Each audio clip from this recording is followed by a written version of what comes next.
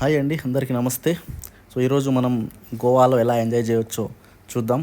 So మేమైతే అందరం friends అందరం కలిసి గోవా అయితే చేరుకున్నాం.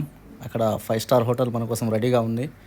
అండ్ మార్నింగ్ అయితే రెడీ అయ్యి బయటికి వెళ్ళాలి కాబట్టి అందరం కూడా స్విమ్మింగ్ పూల్లో ఎంజాయ్ చేసాం.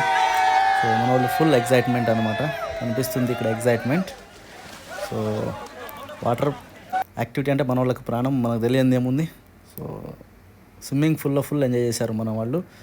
సో చూడొచ్చు మీరు ఇక్కడ, అసలు అక్కడ నుంచి బయటికి రావట్లేదు అనమాట.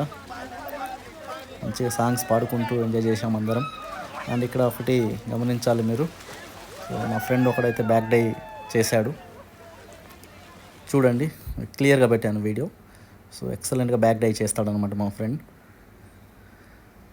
సో సూపర్ అనిపించింది.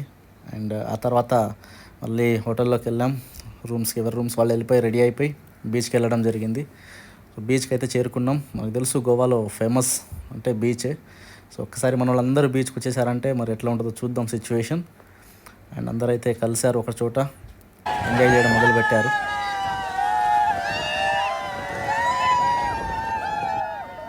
ఎస్, సో ఫుల్గా చిన్నపిల్లలు ఎట్లయితే ఆడుకుంటారో అట్లాగా బీచ్ నుంచి అయితే బయటికి రావడం ఇంపాసిబుల్ లాగా కనిపించింది సిచ్యువేషన్ చూస్తే. సో ఆ తర్వాత అందరం కూడా అన్ని రకాల చిన్నపిల్లలు అయిపోయి అన్ని రకాలైతే ఆటలు ఉంటాయి అన్నీ ఆడుకోవడం జరిగిందనమాట. సో తగ్గేదిలే అంటున్నారు మన వాళ్ళు అయితే. అండ్ నెక్స్ట్ డే మళ్ళీ ఇంకో యాక్టివిటీ, దీనికైతే అందరం ఒకటే డ్రెస్ కొనుక్కున్నాం టీం మొత్తం. అంటే క్రూజ్ ట్రిప్ అనమాట ఇది. క్రూజ్లో డ్యాన్స్ గిన్స్ అంతా చేసాము. సో అక్కడ నుంచి ఎక్సలెంట్ ఫీలింగ్ అయితే దొరికింది. అండ్ అక్కడ తర్వాత కూడా ఇది చూడండి ఒకసారి,